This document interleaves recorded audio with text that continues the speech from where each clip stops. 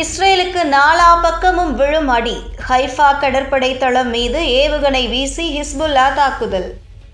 மத்திய கிழக்கில் பதற்றம் அதிகரித்து வரும் நிலையில் லெபனானைச் சேர்ந்த ஆயுத அமைப்பான ஹிஸ்புல்லா இஸ்ரேலின் ஹைஃபா கடற்படை தளத்தை குறிவைத்து ஏவுகணை தாக்குதல் நடத்தியதாக தெரிவித்துள்ளது. இந்த தகவலை அல் ஜசீரா என்ற சர்வதேச செய்தி நிறுவனம் வெளியிட்டுள்ளது. இதனுடன் ஏமனில் செயல்படும் ஹவுதி அமைப்பு மற்றும் ஹமாஸ் ஆகிய அமைப்புகளும் சேர்ந்து தாக்குதல் நடவடிக்கைகளில் ஈடுபட்டதாக கூறப்படுகிறது. மேலும் ஈரான் சார்பில் ஏவப்படும் ஏவுகணைகள் படிப்படியாக இஸ்ரேல் மற்றும் வளைகுடா பகுதிகளில் விழத் தொடங்கியுள்ளதாகவும் தகவல்கள் வெளியாகியுள்ளன. இதனால் இஸ்ரேலுக்கு நாலாபுரமும் நெருக்கடி ஏற்பட்டுள்ளது. இஸ்ரேலிய படைகள் மற்றும் ஈரானின் ஆதரவு பெற்ற ஹிஸ்புல்லா அமைப்புக்கு இடையே லெபனான் எல்லையில் கடும் போர் நிலவி வருகிறது. கடந்த 2ஆம் தேதி ஹிஸ்புல்லா இஸ்ரேல் மீது ஏவுகணை தாக்குதல்களை தொடங்கியது. இதற்கு பதிலடியாக இஸ்ரேலும் லெபனான் மீது வான்வழி மற்றும் தரைவழி தாக்குதலை தீவிரப்படுத்தியது. இதனால் அங்கு பதற்றமான சூழல் நிலவியது. மாறி மாறி தாக்குதல் நடத்தி வந்த நிலையில் ஒரு கட்டத்தில் கோபமடைந்த இஸ்ரேல் லெபனான் மீதும் வான்வழி தாக்குதலை தீவிரப்படுத்தியது. குறிப்பாக லெபனான் மீதான தாக்குதலுக்கு சட்டவிரோதமாக வெள்ளை பாஸ்பரஸை இஸ்ரேல் பயன்படுத்தியதாக மனித உரிமை கண்காணிப்பகம் குற்றம் சாட்டியிருந்தது.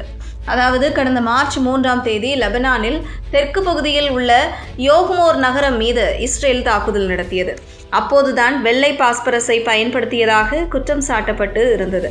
இவ்வாறு அடிக்கடி மோதல் வலுத்து வந்த நிலையில் இன்று ஹிஸ்புல்லா அமைப்பு இஸ்ரேலில் முக்கிய கடற்படை தளமான ஹைஃபா கடற்படை தளத்தை குறிவைத்து ஏவுகணை தாக்குதல் நடத்தியிருப்பதாக தகவல் வெளியாகியுள்ளது. ஹைஃபா கடற்படை தளம் என்பது இஸ்ரேலின் முக்கியமான கடற்படை தளங்களில் ஒன்றாகும். இது ஹைஃபா நகரில் அமைந்துள்ளது.